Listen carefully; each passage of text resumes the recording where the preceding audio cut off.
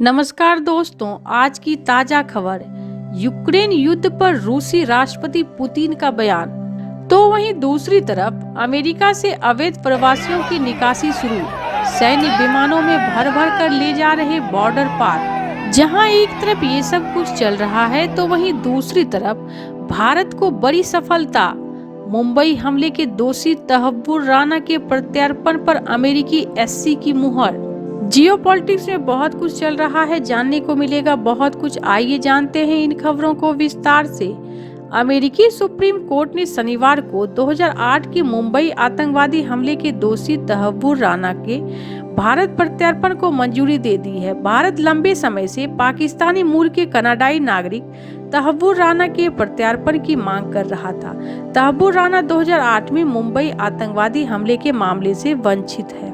निचली अदालतों में कानूनी लड़ाई हारने के बाद तहव्वुर राना ने भारत प्रत्यार्पण के खिलाफ अमेरिकी सुप्रीम कोर्ट का दरवाजा खटखटाया था। निचली अदालतों और कई संघीय अदालतों में कानूनी लड़ाई हारने के बाद तहव्वुर राना ने आखिरी बार सैन फ्रांसिस्को में उत्तरी सर्किट के लिए अमेरिकी अपील न्यायालय का दरवाजा खटखटाया था। यह राना के लिए भारत प्रत्यार्पित न किए जाने की आखिरी कानूनी मौका था। आपको बता दें कि अमेरिकी कोर्ट ने अगस्त 2024 में फैसले सुनाते हुए भारत अमेरिका प्रत्यार्पण संधि के तहत राना को भारत भेजने की मंजूरी दे दी थी, लेकिन मामला कागजी कार्रवाई में ही अटक रहा था। भारतीय एजेंसियों ने कोर्ट में सभी सबूत पेश किए थे, जिसके बाद कोर्ट ने मंजूरी दे दी थी। गौरतलब है कि राना पर डेविड हेडली की मदद पर गंभीर आरोप है। उसने इस हमले को मास्टरमाइंड डेविड कोलमैन हेडली को मुंबई में ठिकानों की रेकी से मदद की थी। भारत ने अमेरिका की कोर्ट में 26/11 हमले में ठिकानों की रेकी की मजबूत सबूत पेश किए थे। उसने साल 2009 में शिकागो से गिरफ्तार किया गया था। उस पर आईएसआई और लश्कर ए तैयबा से जुड़े होने का आरोप भी लगा था। इसके अलावा उसे पाकिस्तान की खुफिया एजेंसी आईएसआई और आतंकी संगठन लश्कर ए तैयबा का ऑपरेटिव बताया गया है। 26 नवंबर 2008 को देश की आर्थिक राजधानी मुंबई पर आतंकी हमला हुआ था। इस आतंकवादी हमले में 6 अमेरिकियों सहित कुल 166 लोग मारे गए थे।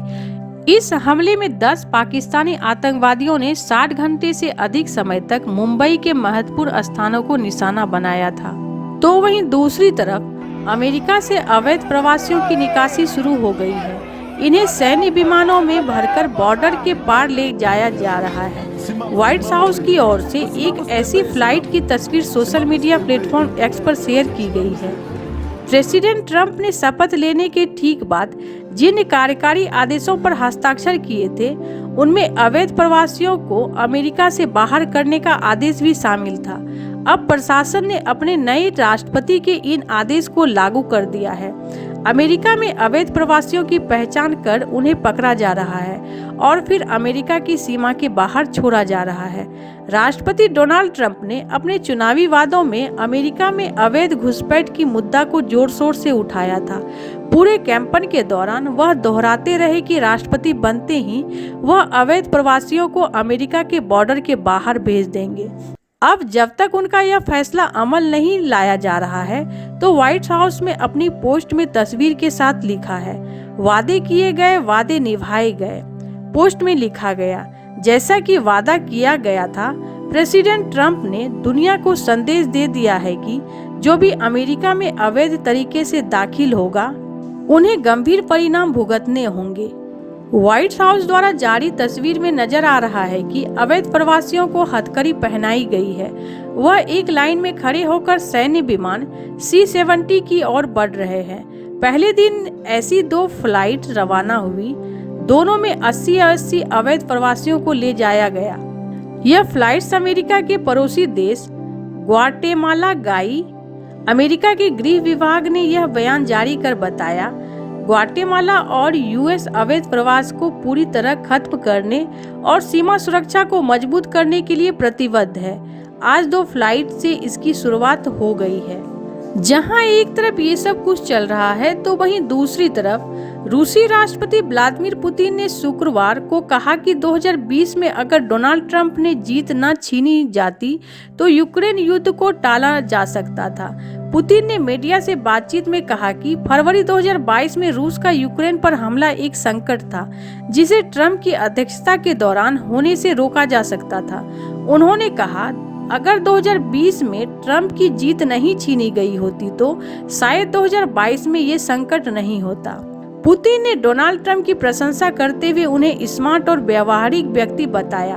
उन्होंने कहा कि अगर ट्रंप सत्ता में होते तो अमेरिका के साथ मिलकर युद्ध खत्म करने की बातचीत संभव होती। पुतिन ने ये भी कहा कि रूस हमेशा से यूक्रेन मुद्दे पर समझौते के लिए तैयार है। उन्होंने कहा, हमने हमेशा कहा है और मैं फिर दोहराता हूँ कि हम यूक्रेन मुद्दों पर बातचीत के लिए तैयार हैं। हालांकि पुतिन के बयान रूस के विदेश मंत्रालय ने हालिया बयान से मेल नहीं खाते। मंत्रालय ने पश्चिमी देशों की ओर से यूक्रेन की हथियारों की आपूर्ति की निंदा करते हुए कीव सरकार को अवैध शासन बताया। बयान में जारी किया गया, शांति वार्ता की बातों के बावजूद पश्चिम और कीव की ओर से किसी भी प्रकार की वास्तविक तैयारी देखने को नहीं मिल रही है। यूक्रेन के राष्ट्रपति वोलोडिमीर जेलेंस्की के कार्यकाल ने पुतिन ट्रंप वार्ता को खारिज करते हुए कहा कि यूरोपीय प्रतिनिधियों की भागीदारी के बिना किसी तरह की शांति बातचीत संभव नहीं है। जेलेंस्की के कार्यकाल ने कहा कि युद्ध समाप्ति के लिए व्यापक भागीदार जरूरी है। ट्रंप ने पहले दावा किया था कि अगर वे सत्ता में होते तो 24 घंटे में रूस यूक्रेन युद्ध खत्म कर सकते थे। हालांकि उनके राष्ट्रपति बनने के बावजूद युद्ध जारी है। विशेषज्ञों का मानना है कि ट्रंप रूस और यूक्रेन दोनों पर दबाव डालकर शांति समझौते की कोशिश कर रहे हैं। वहीं ट्रंप ने पहले ये चेतावनी दी थी कि अगर रूस बातचीत के लिए तैयार नहीं हुआ तो वह कड़े प्रतिबंध लगाएंगे और यूक्रेन को हथियार की आपूर्ति बढ़ाएंगे। ऐसे आपको क्या लगता है इन सब मामलों में? आपकी क्या राय है? कमेंट कर जरूर बताएं। जल्द मिलते हैं अगले वीडियो में नई खबर के साथ।